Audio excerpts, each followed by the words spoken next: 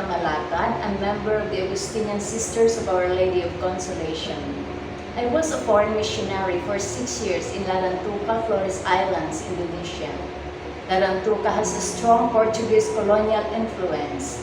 I find Indonesia culture as friendly and close to our very own Filipino culture. The language itself, Bahasa Indonesia and Filipino language, had many similar words like mata, bola, pinto, abu, langit, lima, kanan, puti, and more vocabularies. It's not easy but not hard to learn the language. Flores Islands have a strong and amusing culture and artistic practices. I really admire their faithfulness to their traditions, and I, as a Filipina Catholic, can easily relate to their rituals and practices. Larantuka is well known for its unique Semana Santa tradition, or what we call the Prosesi Jumat Agung di Larantuka. This tradition is being visited and participated by tourists, especially from Europe, because of its exceptional Holy Week celebration, wherein Mary as Our Lady of Sorrow is the focus of the Holy Week celebration rather than the passion and death of Jesus Christ. Thousands of people joined the procession.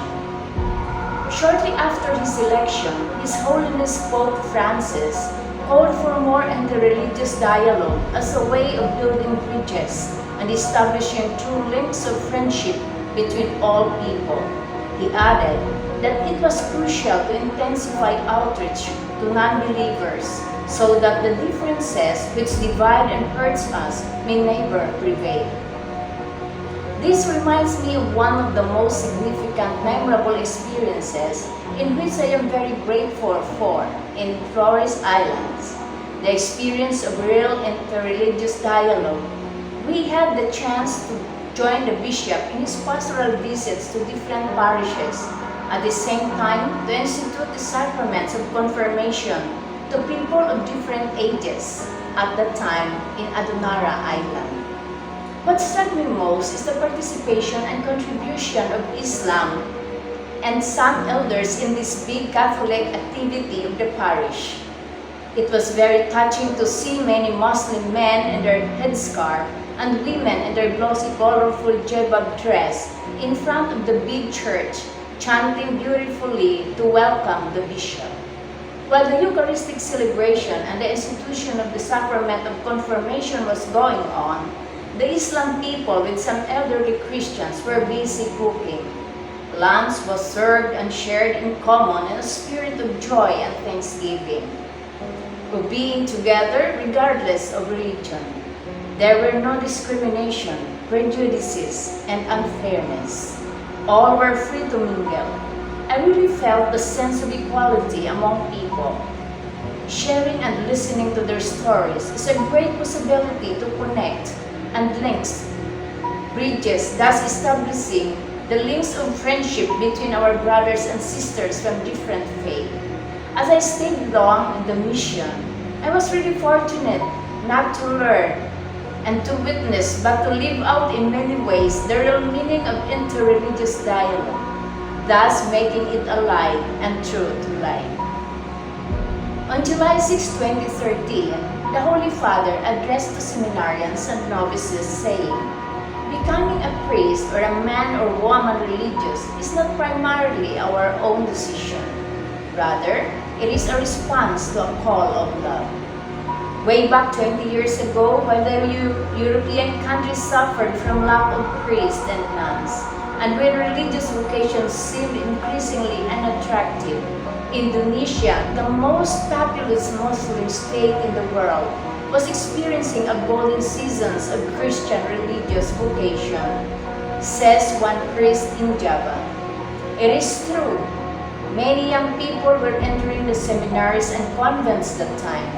Seemingly, this evidence called the attention of many congregations who entered different parts of Indonesia to venture for vocation promotion. Jesus said, "Go out into the deep." But entering into the deep was not an easy task. It required a lot of energy, conviction, hard work, endurance, perseverance that each one of us was challenged to to respond to a call of love. In our experience, we Augustinian sisters did school to school and parish to parish vocation promotion. Likewise, family visitations and attending community celebrations. I have observed fundamental motives were obvious reason for young Indonesians respond to the call of their religious vocation.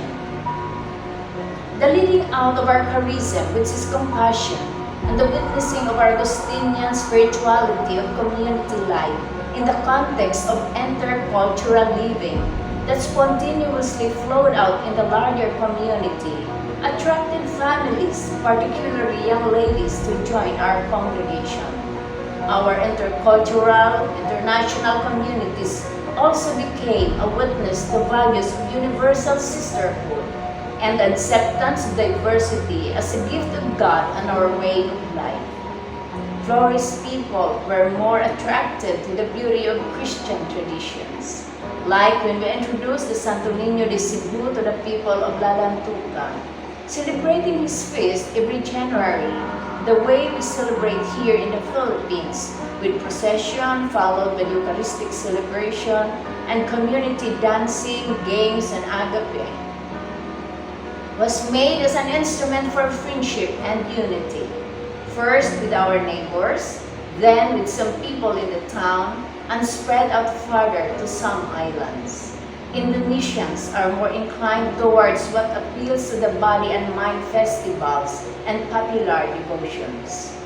To conclude, let me share to you God's message during my closure retreat. I asked the Lord for one favor.